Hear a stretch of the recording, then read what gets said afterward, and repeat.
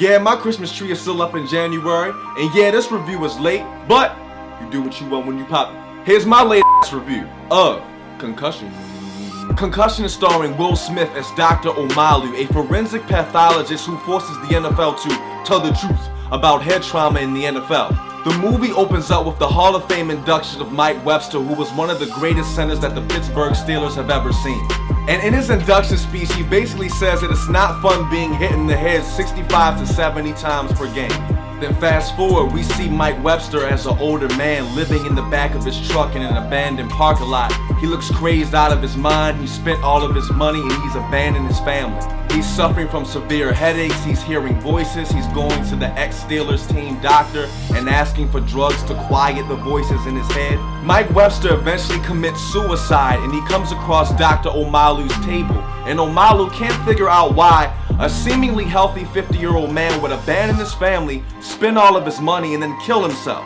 Dr. Omalu then says, there had to have been something wrong with his brain, so he does an insurmountable amount of research on the human mind, and then he digs through old NFL crates and looks at tons and tons of NFL footage. And as a result, all of his research pulls him further and further into the tortured minds of ex-NFL players. One really cool fact that Dr. Omalu presents, now this is on Wikipedia and Google as well, so it's not a spoiler, is that he says the brain becomes concussed when it feels an impact of 60 G-forces or more. Then he goes on to say that the average tackle or the average impact in an NFL game is 100 G-forces or more. And in switching gears to the acting, Will Smith is atypical Will Smith in this movie. He's excellent. His Nigerian accent is believable. And actress Gugu Mbatha-Raw does an excellent job in the supporting role as his wife. Alec Baldwin and Albert Brooks are excellent as his partners of crime who help him stand up to the juggernaut that is the NFL. And when talking about the NFL game itself, it's as beautiful as Odell Beckham Jr. stretching out to make a one-handed catch in a rival game,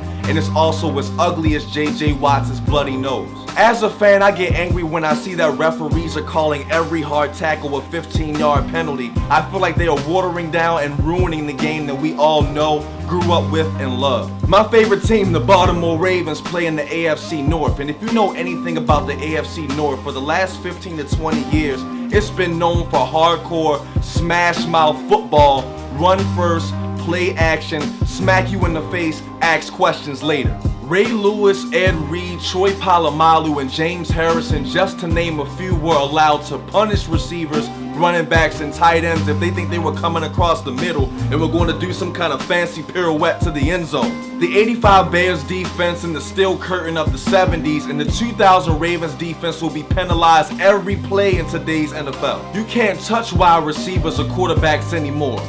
This will be a penalty. That will be a penalty. Penalty. Another penalty. Another one. Another one. Another one. And when your team is trying to get that last defensive stop that will determine whether or not they win or lose the game, and they get caught on some phony roughing the passer or personal foul call and they wind up losing it, it's a slap in the face as a fan, and it's a slap in the face to all these players who were taught to play this way since they were 5 years of age. But after doing an article on concussions during my time in undergrad and then seeing this movie, it's the right thing to do. Because of all the hits these NFL players take during the game, after they retire, they suffer from early onset Alzheimer's, depression, and dementia. Consequently, many of these players end up committing suicide. Just like soldiers who go to war and sacrifice their minds and bodies, NFL players deserve to live a normal life after retirement. Overall, Concussion contains some great acting and it was fact-packed. I'm feeling about a 7.8 to 7.9 out of 10. So what did you think about Concussion? Did you like it, love it, hate it? Don't forget to subscribe to the Mason Diction YouTube channel. Don't forget to like the Mason Diction Entertainment Facebook page. And don't forget to like the Good News Baltimore Facebook page as well. As always, we got more movie reviews coming your way. We got more book reviews coming your way. And we got more random stuff coming your way. I'm in the bathroom.